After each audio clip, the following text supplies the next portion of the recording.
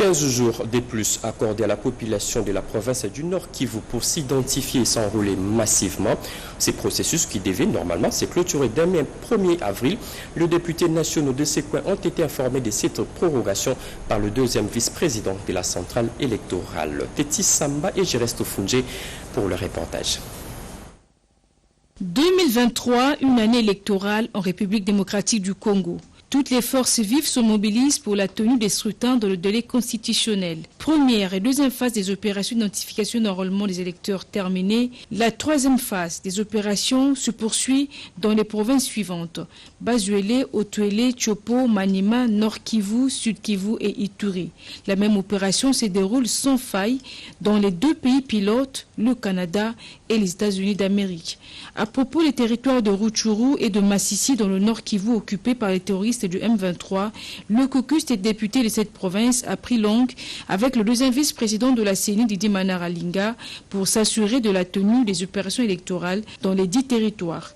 Dans les territoires de Beni, nous avons aussi l'activisme des groupes armés, et même proche de la ville de Goma, dans le territoire de Nyiragongo, une partie est occupée. Donc ce sont des spécificités qui demandaient à ce que nous rassurions auprès de la CENI comment évolue ce processus.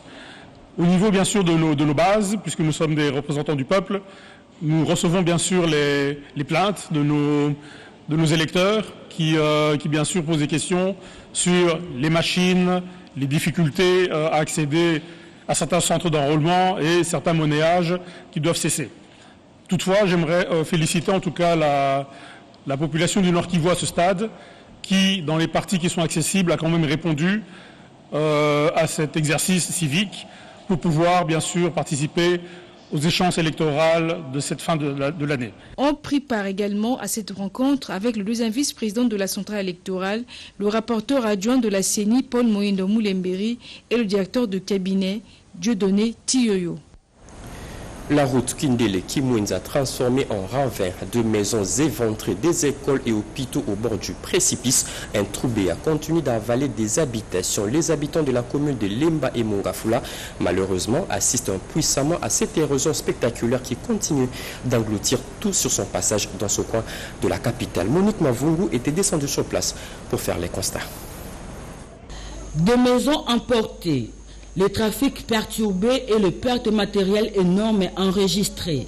Tels sont les dégâts de l'érosion créée par la pression des eaux de la pluie qui s'est abattue le dimanche dernier sur Kinshasa. Cette catastrophe a été causée par le ruissellement des eaux de pluie cherchant une voie de sortie. C'est vraiment déplorable ce qui s'est passé ici.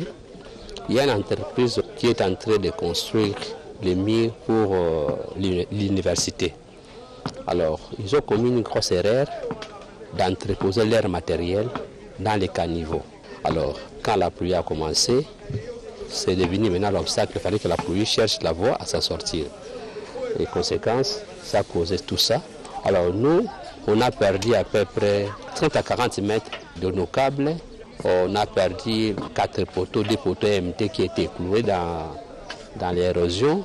Et puis, les poteaux BT, c'est un nouvel FEDER qu'on a mis en service. Les quartiers qui étaient quand même éclairés depuis un mois, présentement, ils sont revenus dans les noirs, en attendant que les choses reviennent normales.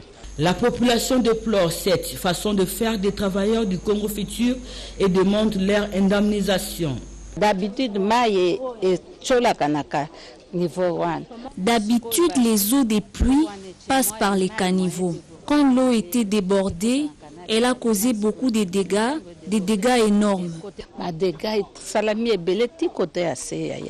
Je suis une veuve, je ne sais où aller car la maison est emportée avec tous les biens.